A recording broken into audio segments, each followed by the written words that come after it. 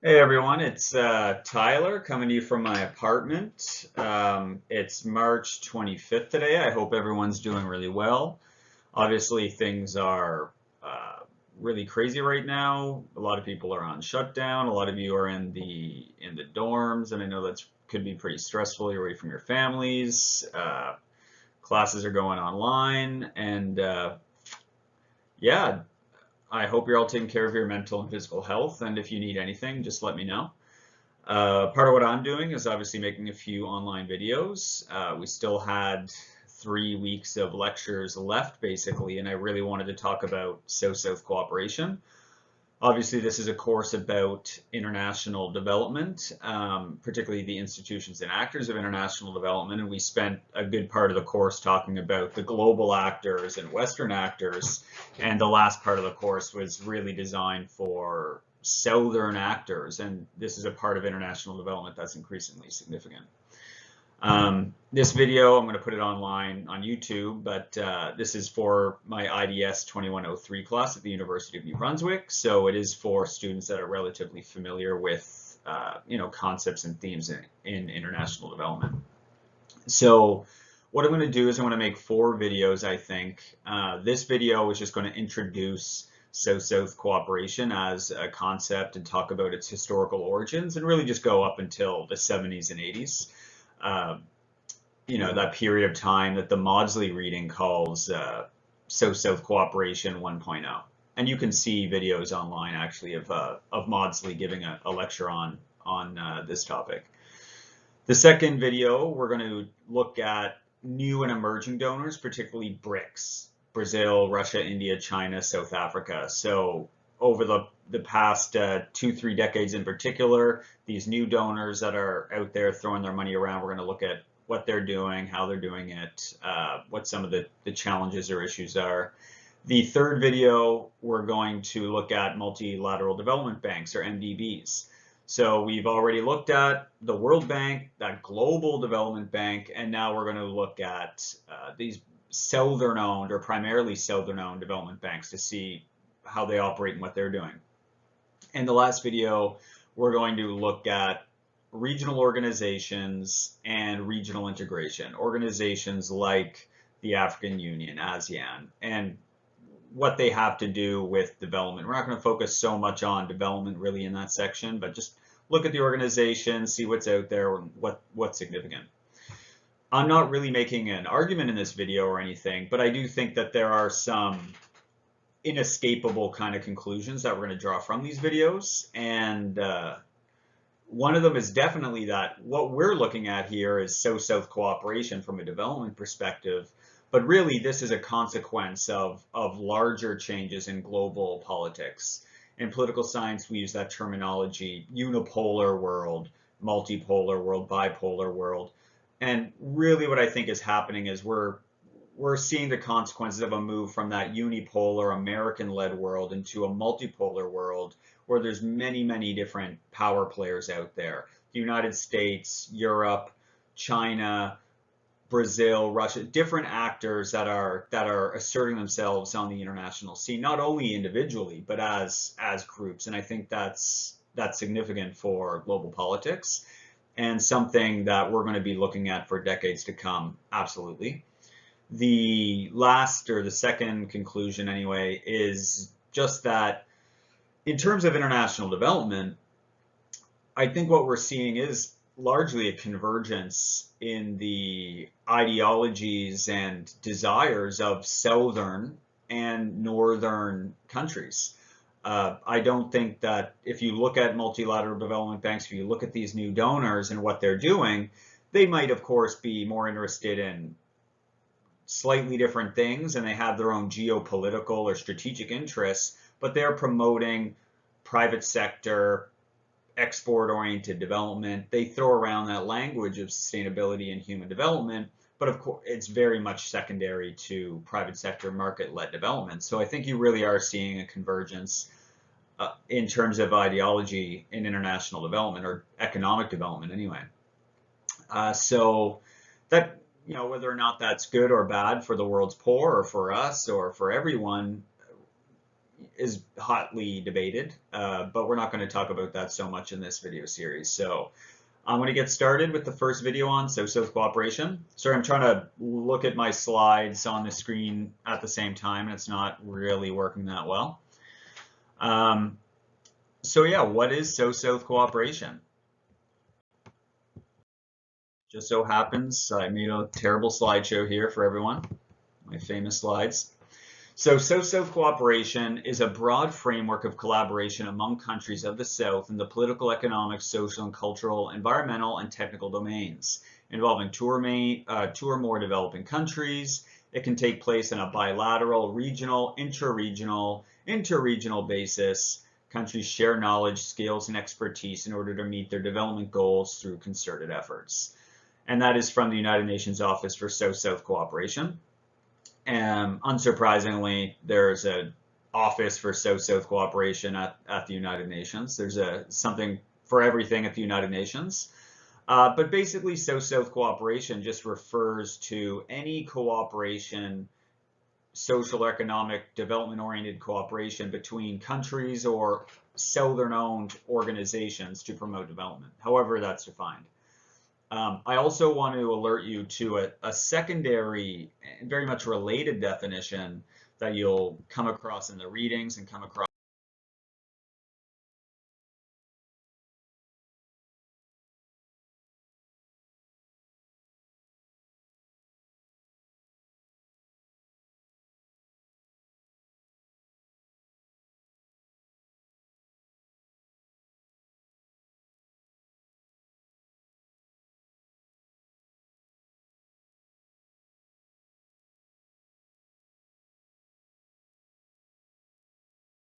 international development, which is the Southern model.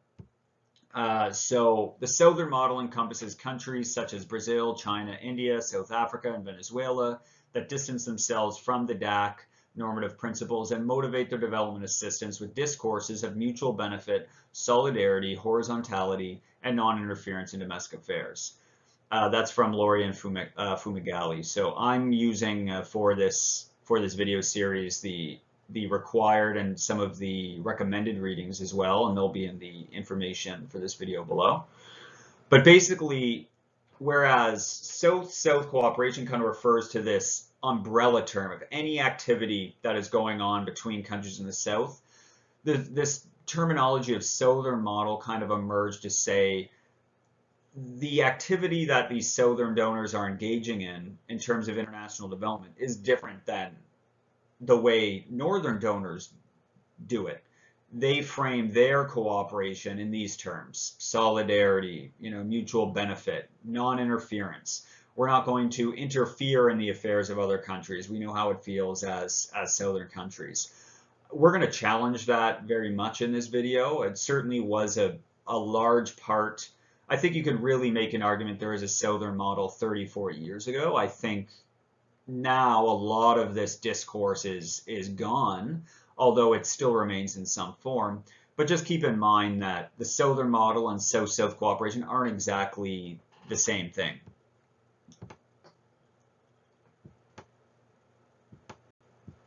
Hopefully this is smoother.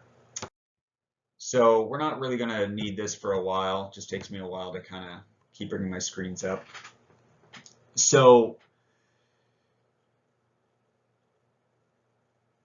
when we're talking about South-South cooperation, like international development in general, we can be talking about financial cooperation or financial assistance. So the transferring of funds from one country to another, the paying of a project or the paying of a program by one country to another.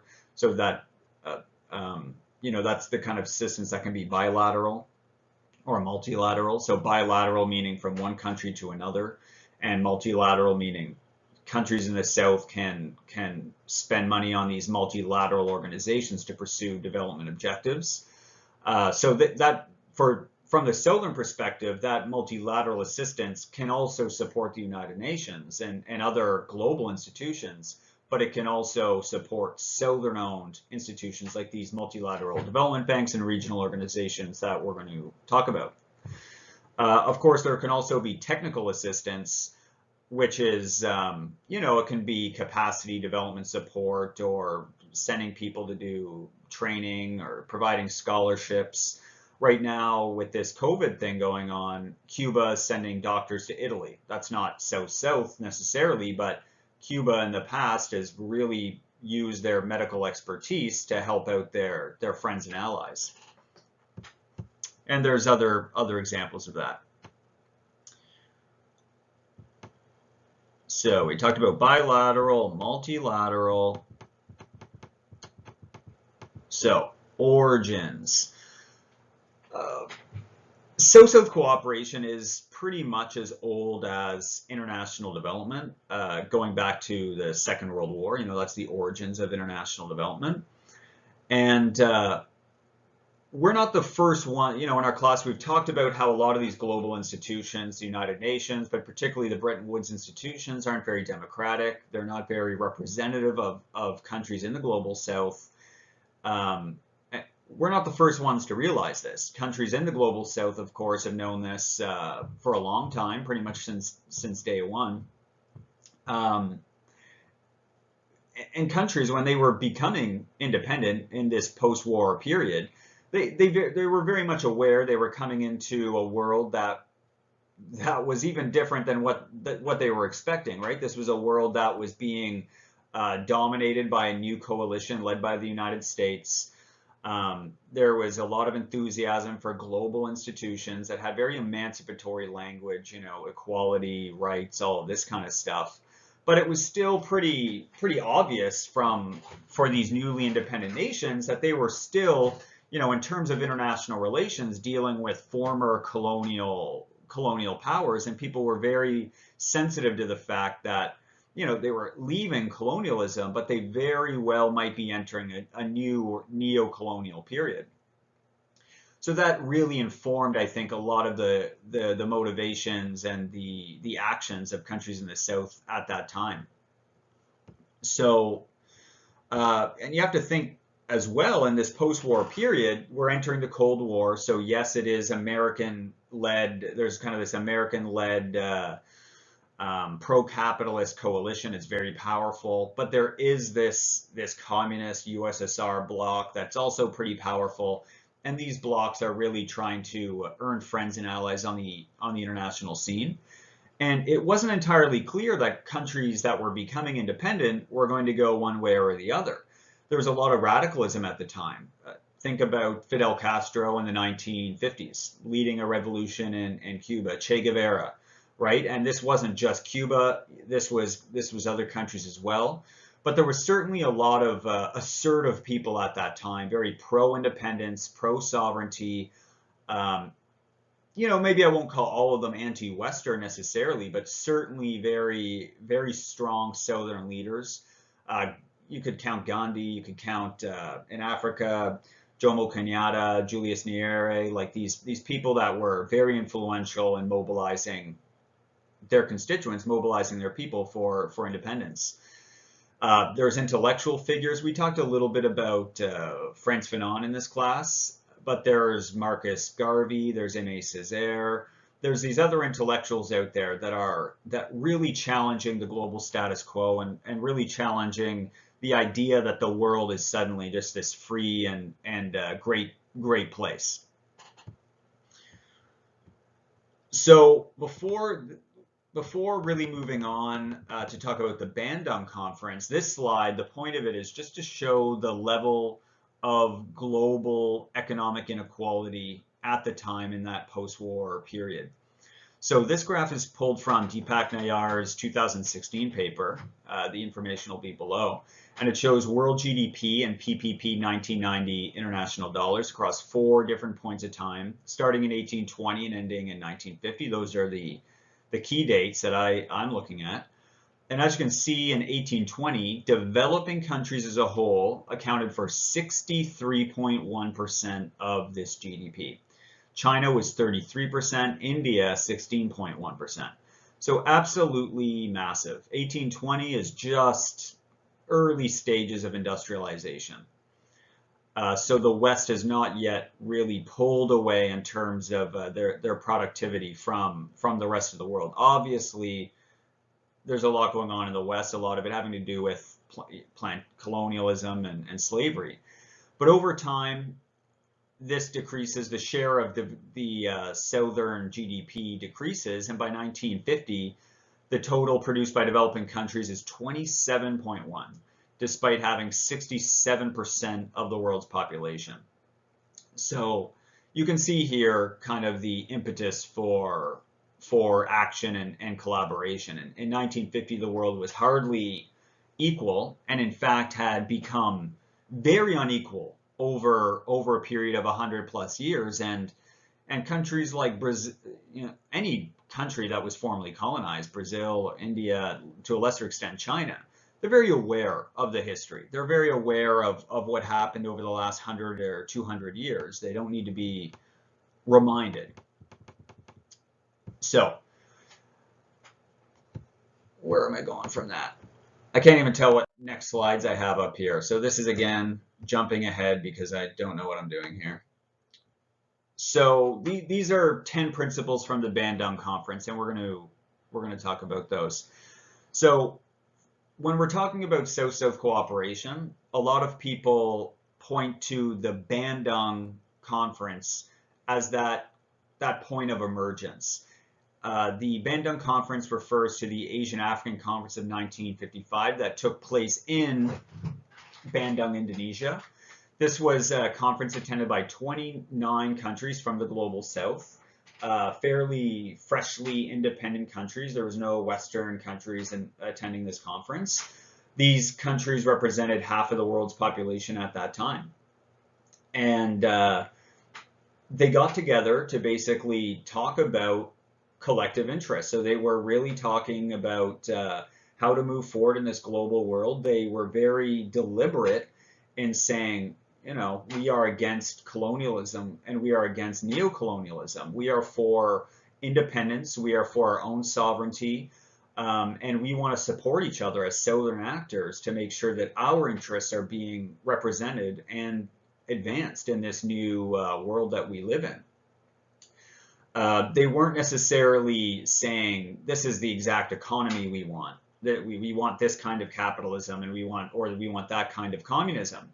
But they were more or less talking about the principles and the kind of future that they wanted to have together. So this is basically a list of principles that comes out of this conference. And as you can see, it's not very radical. It looks pretty standard. They reference the United Nations quite a lot, a respect for fundamental human rights and for the purposes and principles of the Charter of the United Nations, respect for the sovereignty and territorial integrity of all nations, settlement of international disputes by peaceful means, again, United Nations, promotion of mutual interest and cooperation, respect for justice and international obligation. So if you read a lot of United Nations and global treaty kind of stuff, this is almost like copy paste. But a big emphasis of this conference was mutual cooperation, self-determination, and sovereignty, and claims to basically say, we are not going to be the pawns of the West. We're not going to play by your rules. We're going to make up our own rules. So from this, you basically have these are the countries that were in attendance. So 29 countries, mainly Asia, China, and India. India hosted, I believe, the conference. Maybe I'm wrong. I think India hosted. Egypt, Sudan, Ethiopia, Libya, Saudi Arabia, Iran, Turkey, Pakistan. Bunch of the big players. All right, keep jumping ahead here. But it's because I have a poorly prepared slideshow. What is going on?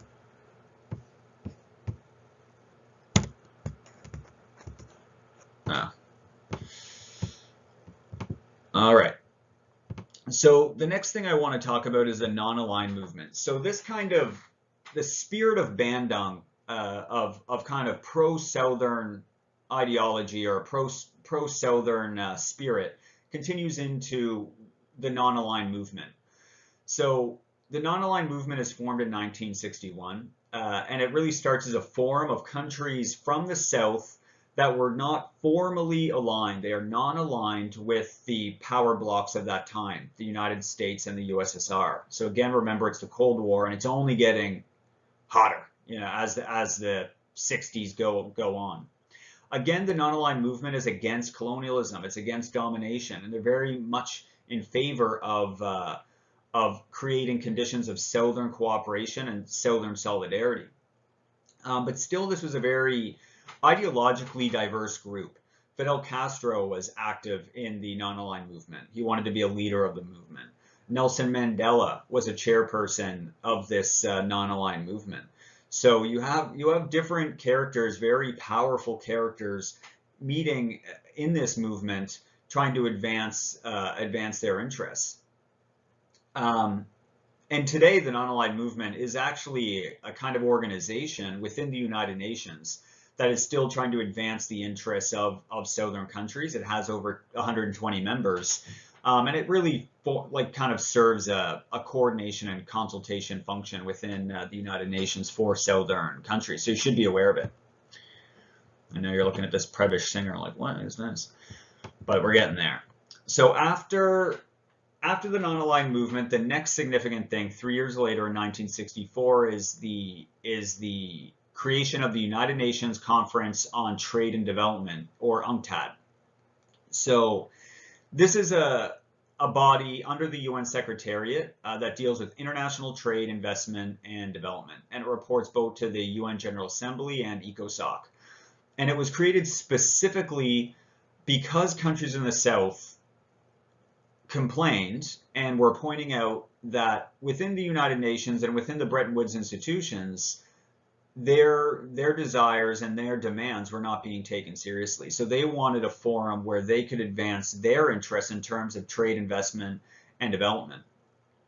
At the same time as the creation of UNCTAD, you have the creation of what is called the G77.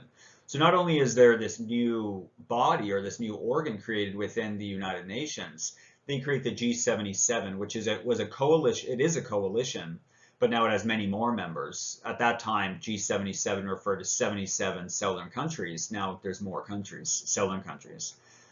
And again, they wanted to advance their interests within the United Nations. They were basically a voting bloc, and they are a voting bloc. And particularly in the General Assembly, they wanted to basically have a mechanism whereby they could coordinate their votes together and coordinate pushing through certain things or voting against certain things, because they realized that by working together, they could probably assert more power in the United Nations system. The G77's done some cool things over the years. They've been big into non-proliferation of arms, for example, stuff like that. But one of the first things they did was to advance what is called a new international economic order. So they wanted to establish a new economic order in the world based on these Bandung-like principles of equality between states, interdependence, common interest, cooperation, blah, blah, blah, blah. But they were basically saying at this time in the early 60s, like, listen, this international economic order that we have is not it doesn't work for us. And we're going to talk about, and that's why we have the Prebisch-Singer thesis up here on the screen. So Southern countries weren't just speaking from their own experiences, and they had some theory on their side. When UNCTAD was formed in 1964, the first person to lead the organization was Raul Prebisch. Raul Prebisch was an Argentinian economist, and he had previously worked for the United Nations Commission for Latin America and the Caribbean, or ECLAC. So this is a real, high-level economist. And one of his main things he did in his early economist days was he co-authored or co-created what is known as the Prebisch-Singer thesis, which is up on the screen here. So we're going to talk about that. Let me just check my notes.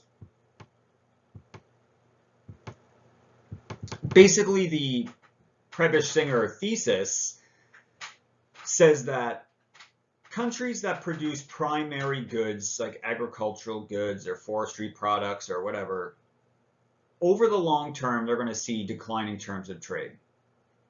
Basically, over time, they're going to be relying more on imports than they will exports, or the value of their exports will decline relative to the value of their imports over time. And this is a function of the fact that over time, manufactured goods, kind of increase in price, and your agricultural commodities will decrease in price. So people have challenged this thesis because they say, well, it doesn't take into account the technological change and how this can increase productivity. But I really do think that this thesis holds some weight to this day. I think we understand that economies cannot just rely on primary goods.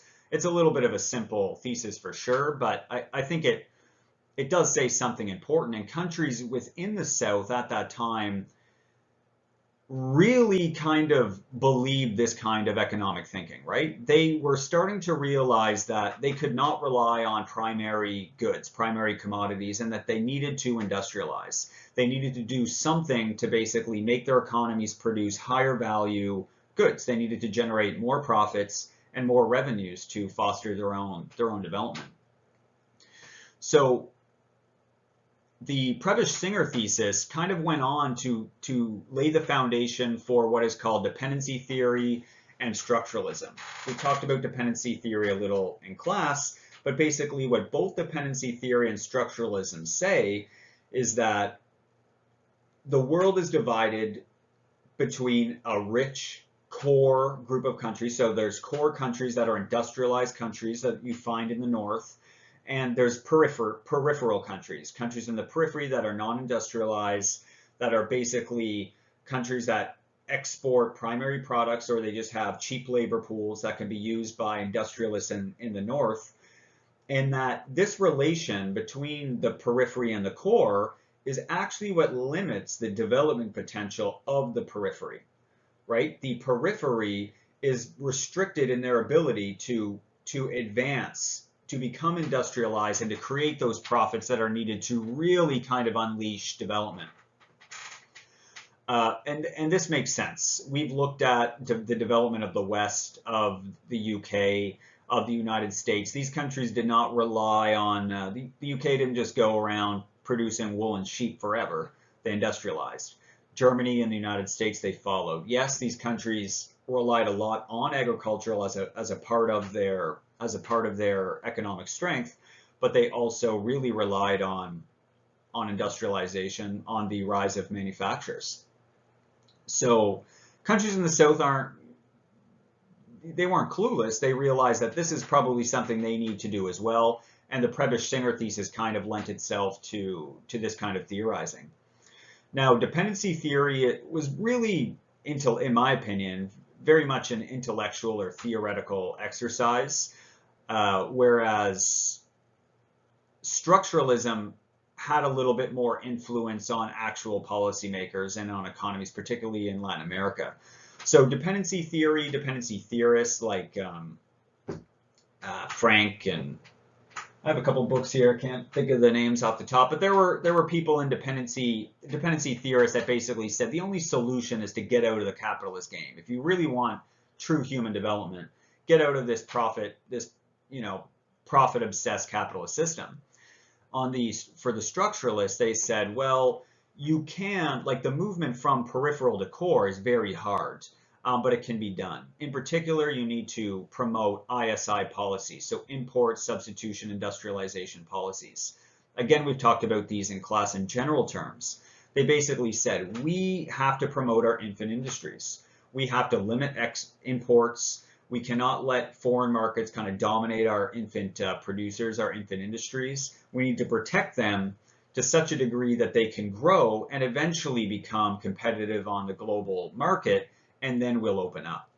So Latin America did this in the post-war years much more than any other regions, but the Asian tigers did kind of some form of this as well. They may be integrated into the global market a little quicker than countries in Latin America, but they certainly they certainly had some elements of this as well. So just be aware that's kind of the Prebisch-Singer thesis, and that's how it ties into the economic thinking of the time.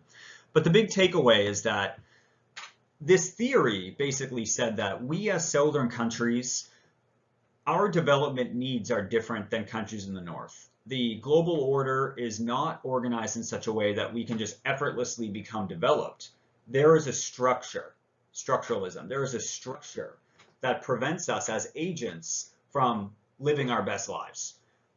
This structure needs to change. And this kind of informs many of those principles they're talking about. Now, these ideas really informed the actions of southern countries. In the post-war period, these countries that were pursuing development were interested in industrialization. They were interested in large-scale modernization of agriculture, large-scale modernization of their manufacturing. They were interested in big public spending. But of course, they didn't have the money for that, right? They didn't have the savings. Look at the Prebisch-Singer thesis. If you just make bananas or potatoes, you're not going to save much money.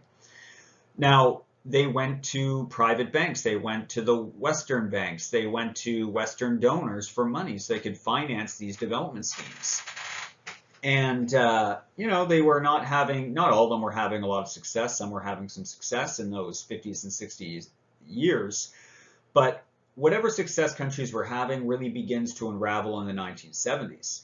That is this era that we've talked about nonstop, this neoliberal era. There's a crisis in profitability. It's not just that countries in the South are having economic problems. There's a global economic crisis. We're not going to talk about that again. But basically, this creates a crisis in the North and South. In the North, banks are overextended. They raise their interest rates. And these southern countries are basically now holding these massive loans where the interest payments are becoming higher and their debt burdens become unsustainable, particularly because their development schemes aren't working very well. So they go into financial crisis and they need to be bailed out. I think I put up a little screen or a slide, didn't I? Yeah. So this is just a slide showing the GDP growth per year from back in the 60s to today. And you can see in the 70s, those are two crises where basically economic growth goes to almost 0 to 1%. There, on the other side, that's a 2008 crisis, and it'll be interesting to see what this pandemic is doing to economic growth over the next year as well. Maybe not interesting, but well, it is interesting, but it's going to happen one way or another. Anyway, so countries are overextended, and of course, they need to be bailed out. The IMF steps in with some emergency funding, and they say, we're going to give you this funding, but you need to do some things, right? You need to engage in some structural adjustment. This is the era of neoliberalism. We've talked about this, the Rome Club, the Chicago Boys. You know, we talked about how there was a new ideology circulating, or there was an old ideology circulating that was becoming more powerful. More world leaders like the Thatchers and the Reagans were getting on board with this, and it was kind of trickling down into all of these different global institutions. And this ideology said that development happens naturally if you just let the market take care of it, right? This free market fundamentalism. So it basically turned around and looked at states and said, if anything, you're the problem. The state spending you're doing, these state schemes, this is what causes underdevelopment. You're creating these problems because you're interfering in the proper functioning of the market. You are ruining the incentives that would naturally be there, and that all you need to do to develop is adjust to the global market conditions. And that is done by basically limiting your government size as much as possible, limiting your interference in the market as much as possible, promoting global markets, global free trade by encouraging foreign direct investment, allowing companies to come in, set up shop, export, import at will. And this is what's going to foster your development. Just adjust and let the profits come in. So you can see how this is very much different from that structural view, right? the structural view said the structure of the economy is causing us underdevelopment or a lack of development. Whereas the neoliberal ideology says that, you are an agent who is shooting yourself in the foot with these crazy schemes. It's science. Just follow these rules and you will become developed. And whether or not countries in the South believed it or not, really didn't make a difference when you need tens of hundreds of millions of dollars to basically keep functioning as a government. So this was a crucial turning point. I would say Emma Mawdsley, the Mawdsley reading, and there's videos of Mawdsley online providing a lecture on this kind of material. She says everything that happens basically in South-South cooperation until the 90s is referred to as South-South cooperation 1.0. This is a time when countries were talking a big game. They were creating institutions. We've talked about some of the institutions here, but this is also when a lot of those multilateral development banks were established, when a lot of regional organizations were established. We just talked about a few of the organizations. But they didn't really do that much in terms of actual projects or spending. The money was really coming from the West. Mawdsley says this era ends in the 90s, and I don't disagree, but I would really say that the 70s is pretty significant because a lot of the steam or a lot of the wind comes out of the sails of the South in the 70s, so much so that the 80s are called the lost decade of development, right? Countries in the South, after these neoliberal adjustments, they don't experience very good economic development. In fact, it's pretty disastrous for most countries, so much so that the World Bank and IMF, less so the IMF, the United Nations, they start changing the language in the 90s to talk more about human and sustainable development, to kind of change their tune.